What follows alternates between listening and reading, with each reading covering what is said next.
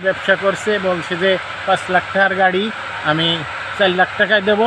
আমরা টাকা পাঠাইছি, উনি আজ তালবাহানা করে ইটি করে আমাদের ওই টাইম মতন টাকা না দিয়া আমাদেরকে বলছে যে অমুক দিন আসো, টাকা না দিয়া 5 লাখের গাড়ির মূল্য, সেই সময় গাড়ির মূল্য 5 লাখ টাকা ছিল, ওই যে আমরা অমুক জানুয়ারি 21 তারিখই দেবো, জানুয়ারি মাসের। তো এই চেক দেয় এবং 5 লাখ টাকা চেক দেয় এবং উনি উদাও আজ পর্যন্ত ওনার খবর নাই। শুনছি মামলা হয়েছে, সিআইডি তো একটা মামলা আছে আয়োর কাছে, এটা খোঁজ নিলে জানা যাবে। এখন ওইটার আমরা কোনো হাদিস পাইতেছি না, এটা কীভাবে পাইতে পারি তার সহযোগিতা আপনার। আচ্ছা, আমি আপনাকে যে আপনি তো একজন ভুক্তভোগী, তাই না? জি জি। তো আপনি এই বিষয়টা আমাদের মধ্যে একটু তুলে ধরবেন এইভাবে যে আপনি যে ভুক্তভোগী, আপনার সাথে কি আরো কোনো লোকের বহুত লোক আছে, তাকে খোঁজ খবর নিলে জানা যাবে। আমারটার কথা আমি বললাম। উনি আলিশা মাঠের মালিক, আলিশা মাঠের মালিক, এবং ওনার পুরো নামটা হচ্ছে মঞ্জুর আলম শিকদার। মঞ্জুরুল আলম শিকদার। শুনছি ওনার বাড়ি সিলেট না হবিগঞ্জ, আমরা জানি না।